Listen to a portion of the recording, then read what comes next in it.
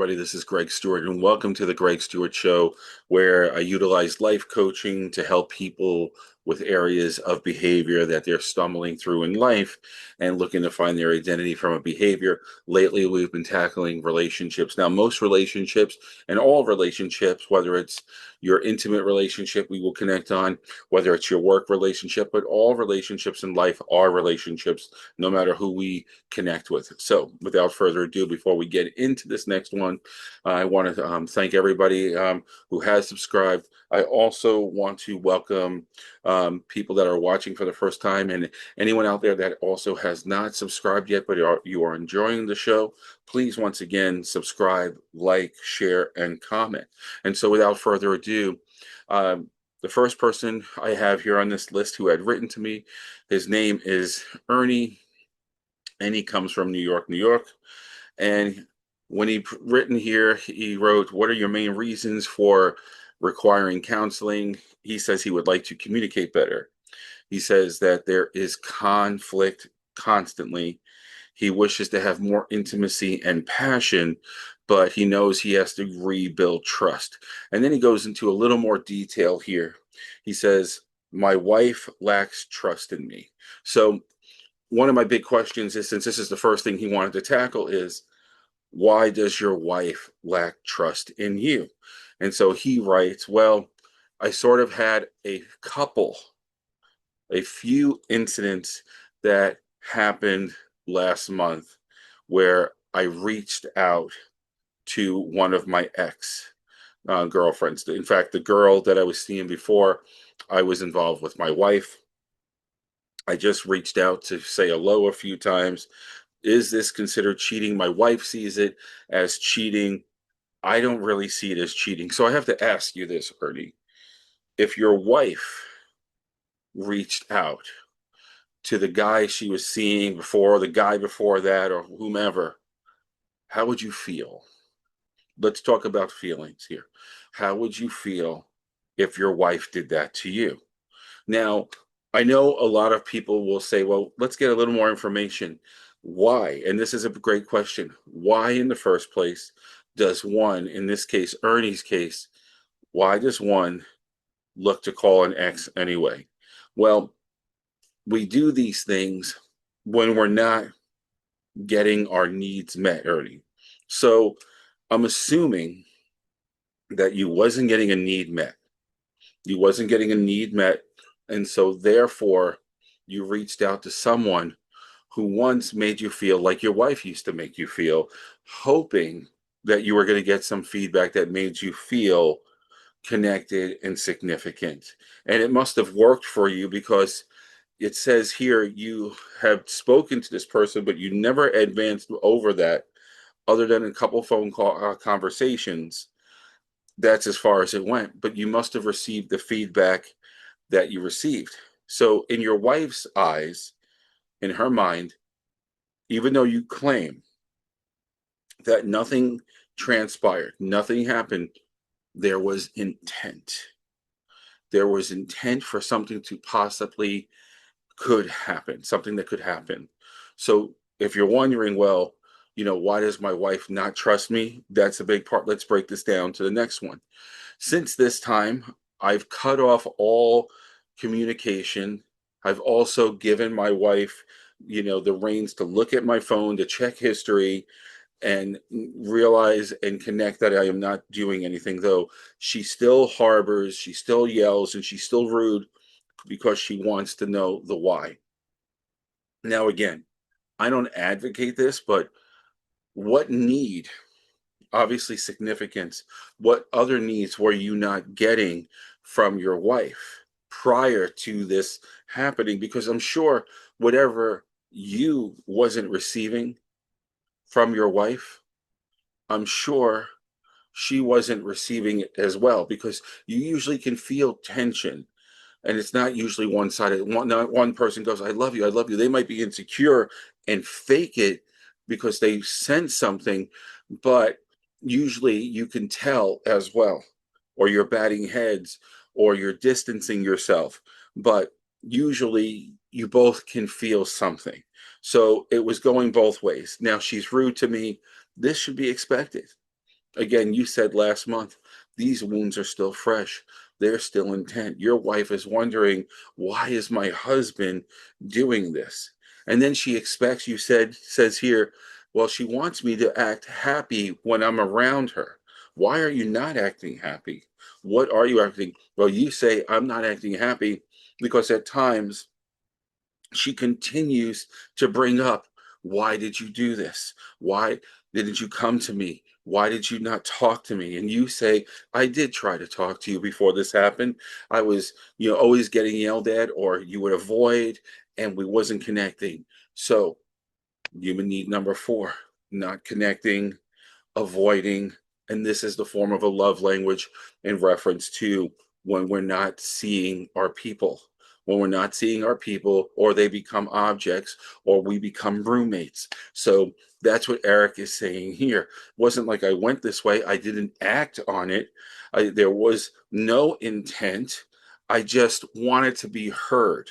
I wanted to be heard, and I wanted to feel appreciated. I didn't feel that way. And now, even though it's been time away, I know this happened.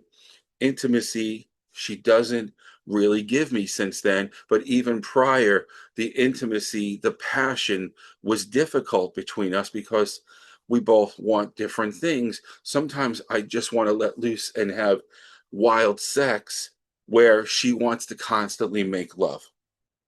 So we were batting heads, and now we're not having sex at all. Now she's wondering also, am I thinking of the other person while being with her?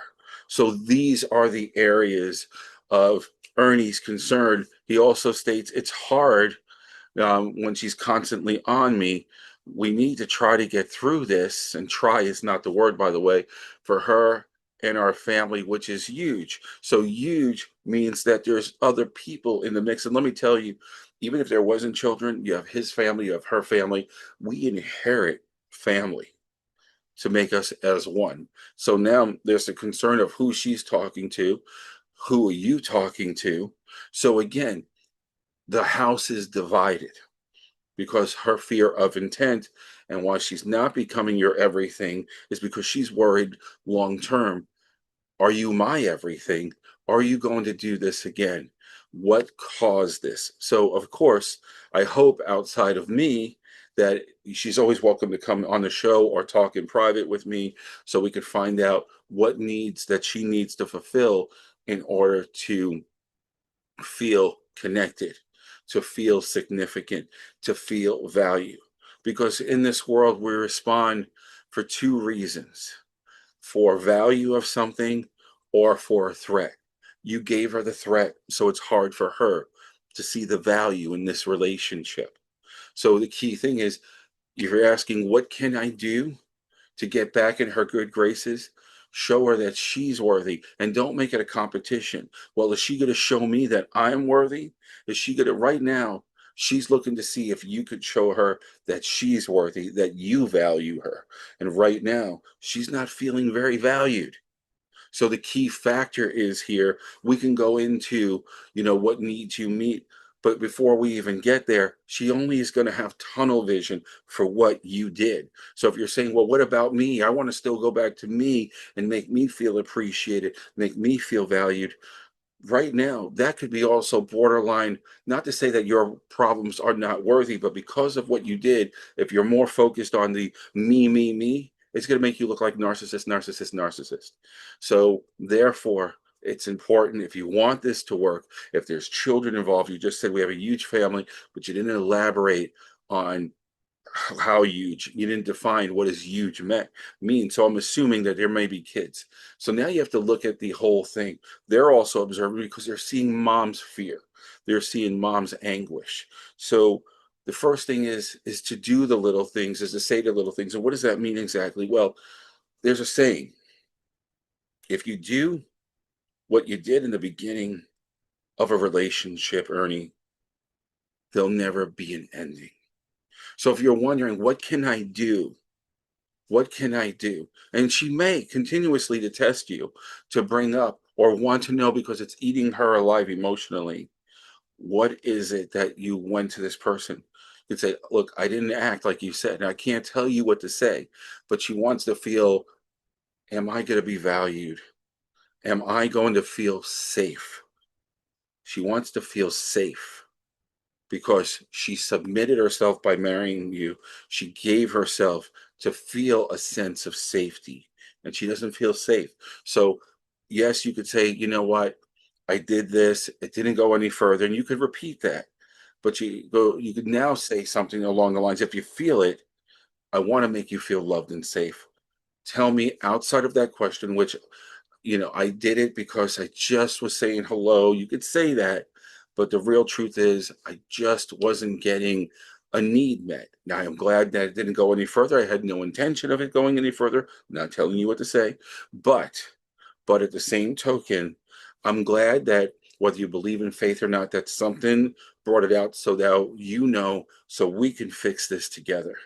So again, we can meet up here, you can talk, you could reach out to me, but I think in order to break this out so you're not batting heads, because she may want to, it'd be better for a person like myself or someone in any kind of coaching, counseling, or working with families, to have that mediator, because once they connect on the side of both of you, that person will listen more, meaning your wife will listen more, having a neutral person make it clear.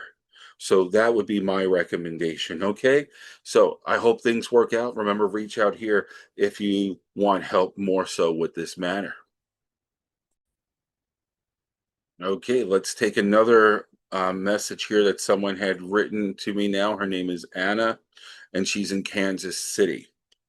Anna is feeling that she can't deal with her significant other as of right now because she doesn't want a mother. She wants a husband. And she says she's dealing with his depression, how he's constantly complaining about his life. She feels from hearing this all the time, she is not able to sleep because she's so worried about him. And now, even when he's resting, I have insomnia. How do I manage his anxiety? And how do I manage my own stress? So, she also has come to that in order to find comfort with her depression dealing with him, she has now connected on eating more, and she wants to know how to deal with that as well. So this is a pretty interesting area, because the first thing is, it sounds like your husband wants an improved life. That could fall into many categories. Is it his job? Does is it your relationship in reference to? I mean, you said he's coming to you as a mother, so it sounds like he's looking for more comfort and love, and he wants to feel valued. Mom, take care of me. And then, I don't like my job. I don't like the people. Again, he's not here for me to coach him through. So, what kind of tools can you give him? And it's going to be difficult because he already has a persona of how he sees you. He already sees you as mom. It's like if I gave you a tool and said, write down your emotions, whatever his name is, write down how you feel.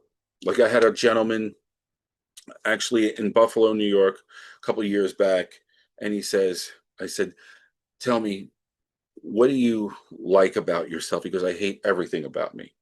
I hate everything. And I said, all right, let's do this. And I don't think he'll do this, but I'm just giving you an idea of when I was working with someone that couldn't stand themselves, that was depressed, and it was, unfortunately, they didn't mean to take it out on their significant other, but that person also became a mom to this person. And I said, write down everything you like about yourself, and then we'll call it pros and then cons, or strengths and weaknesses, but write down what's your strengths and write down on the other side what's your weaknesses. He had zero strength and 38 weaknesses. So I said, here's what we're going to do. We're going to take your weaknesses, and all I want you to do, you have 38 of them, is to write down on the make a line going down that separates your weaknesses on another sheet, and just write the opposite of each weakness. And he goes, but that's not me. I said, I'm aware that it's not you. I'm totally aware, but I just want you to write down, just so you know what the positive would be to that, opposed to the weakness or the negative that you had written, just so you know. You see, because by doing this, if you write what the opposite of a pain is, you have to briefly experience that positive from that negative, and that should target a better feeling. And you start thinking, well, if this was my weakness and I write this as my strength, what record can I go by? What resource can I grab from that to remember how that would once feel? And it starts to slowly rewire him.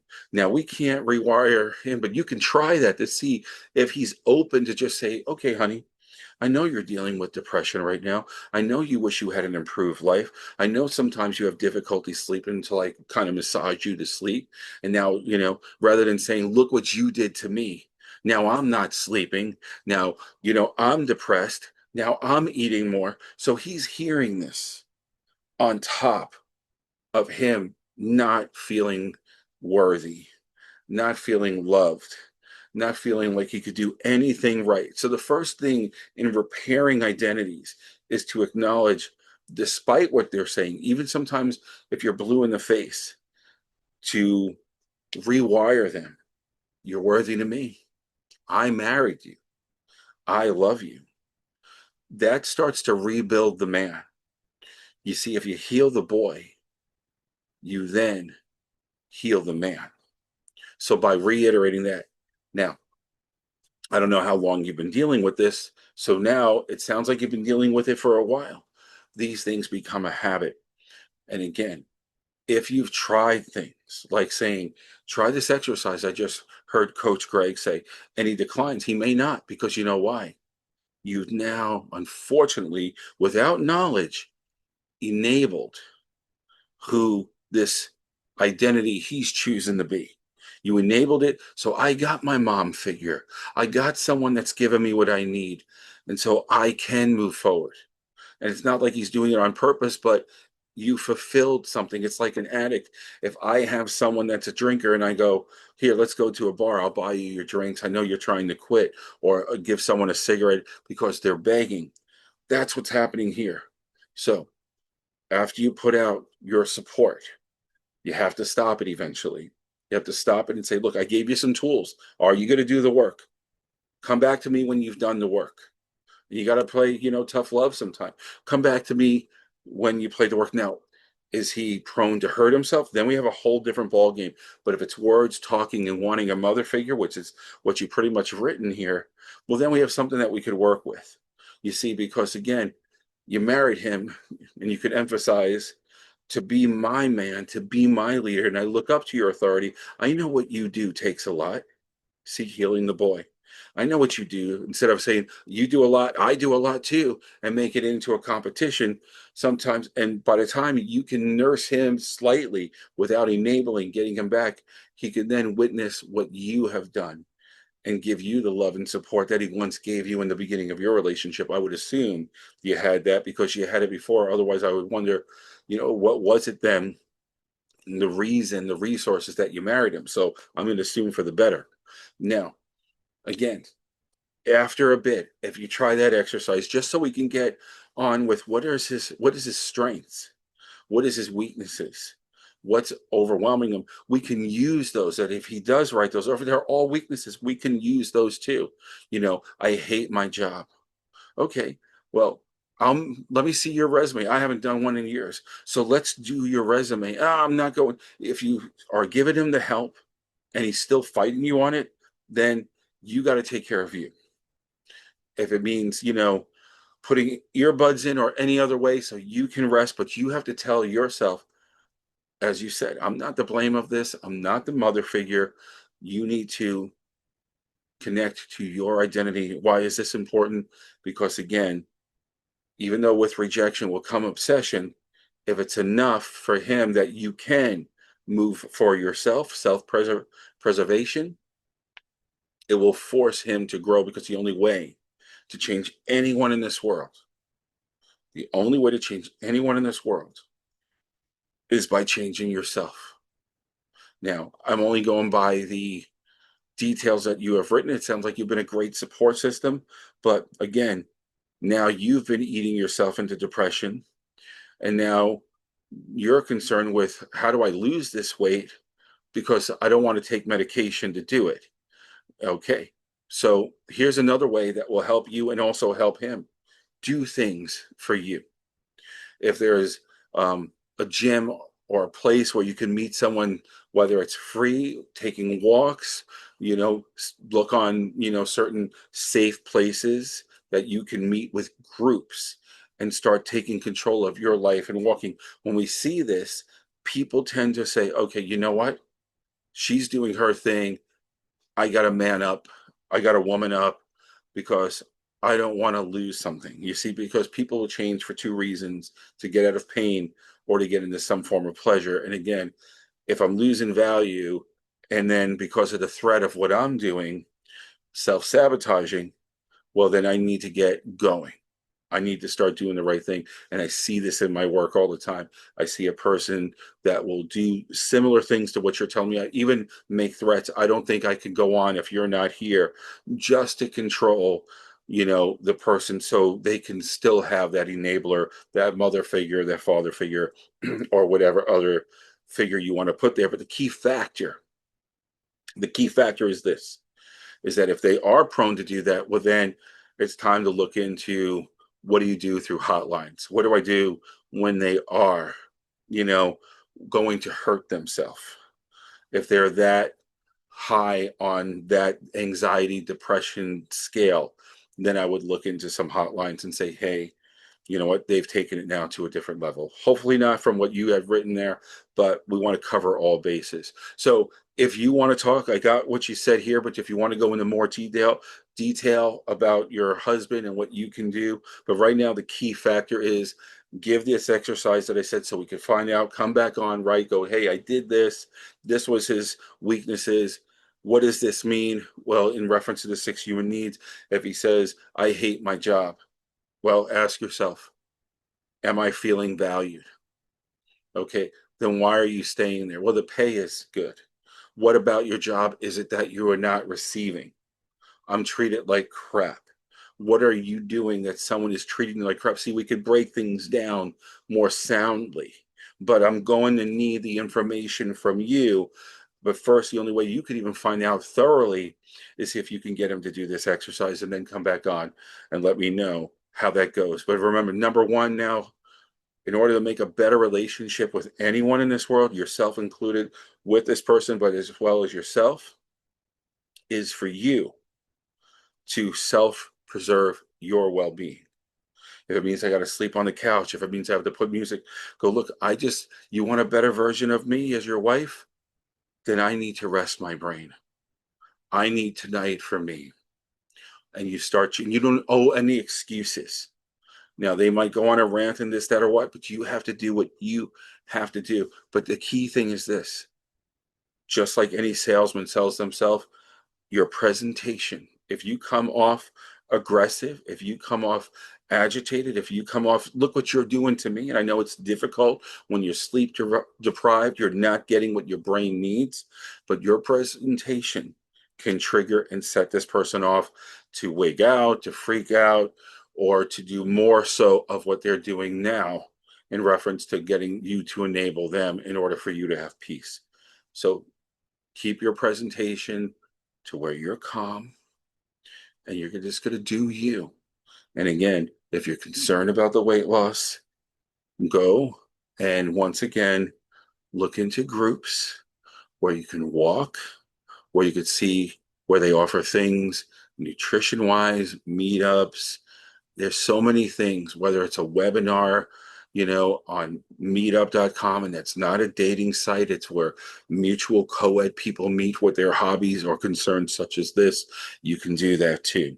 So again, try the exercise, give this person that exercise, write back, PDF that to me, send it to me, write it in the comments, whatever. Let's find out exclusively what you are dealing with, but let him put it in writing. If he doesn't do the exercise, but he's constantly complaining, it's my job, I'm not getting enough passion, whatever the details are, that will be a start of what he doesn't like that you can pick up on, right back, and let me know. You did a good job already in reference to, like you said here, Anna.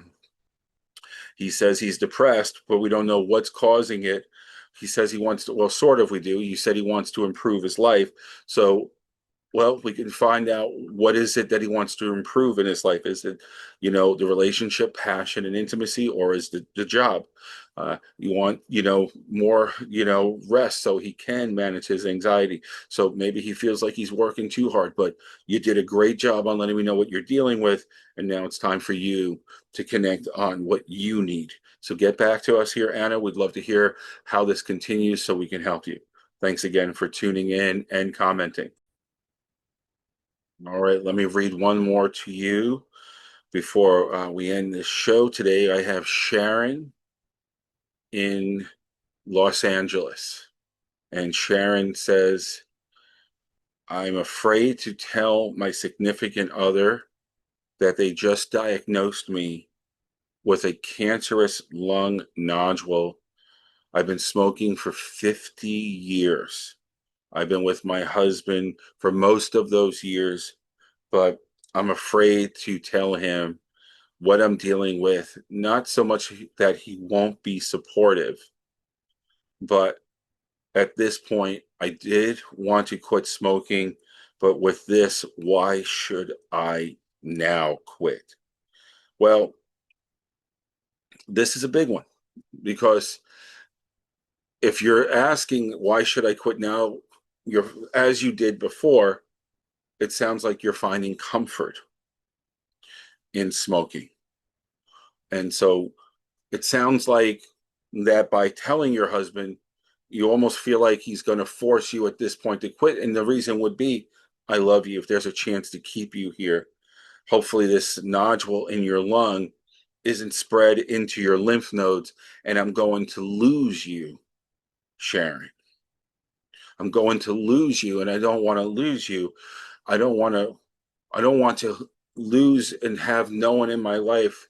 You've been with me all these years, and now all of a sudden you have this between us.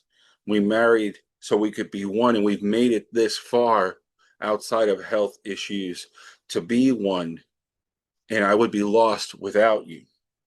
So this would also give you the support that you would need that you just stated. I just recently have been diagnosed. Wouldn't you want to have that support system with your husband? Because I'll tell you this, I don't know if you know anyone, but I know I can tell you from my family's point of view that lung cancer was big with my mother, with my two aunts, that my mother's sisters, and they went through. My mother refused to after watching her sisters go through chemo and radiation, and it's a horrible, horrible thing. I had three women in my family that died from cancer.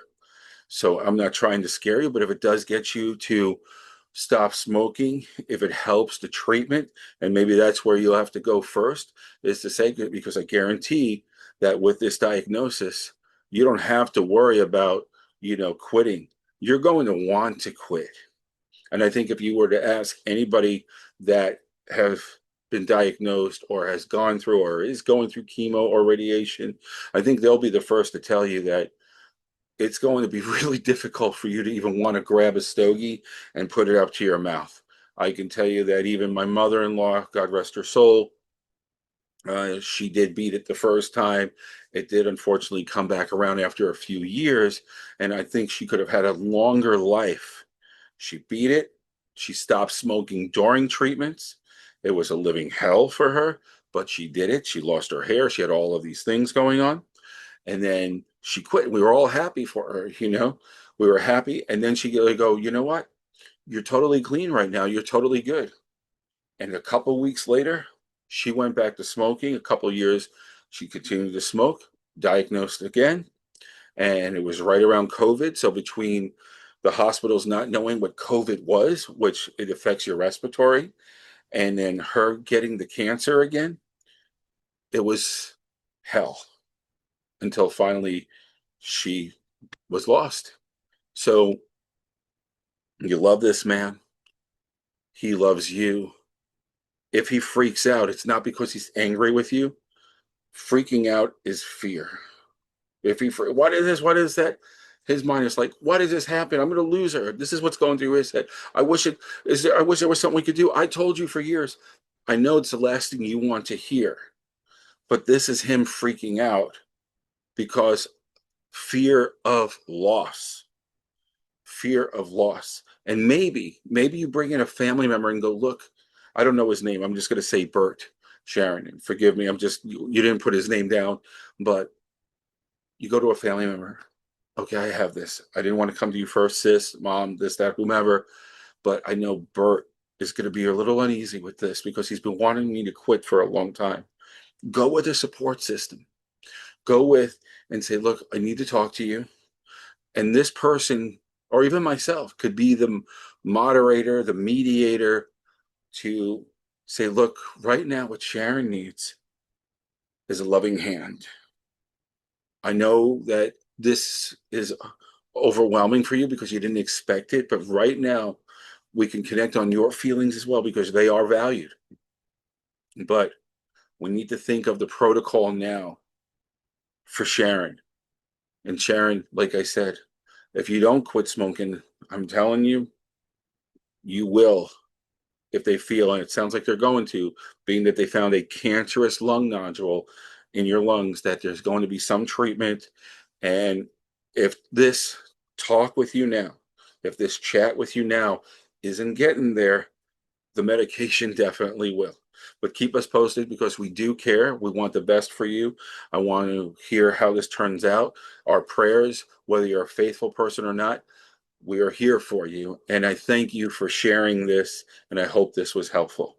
Everybody else, thank you for listening to the Greg Stewart Show. It's always wonderful having you. If you have any comments, if you have anything that you want to talk about, if you want to come on the show, I could always, like I said, I can blur you out. I could even change your voice. If you watched a couple episodes back, I had someone, they blocked out their face. It was their actual voice in reference to dealing with a narcissist. So if you have any topic that you would like to discuss, please do. Please write in. I'd love to be a part of the show. We could go live or we could pre-tape and then we could cut it out and I could say, look, this is what it sounds like to you. Send you even a copy of it. Make sure you're comfortable with it. We'd love to because these comments, and I thank you all, the three people that I spoke of tonight, I thank you all because it's subjects, topics that people are dealing with, and sometimes they need someone else from an outsider, such as myself. What can I say, do, or otherwise to get me through this? So, and you can help that to continue by subscribe, like, share, and comment. But until next time, everyone, have a great day or evening wherever you are, and Happy New Year to you.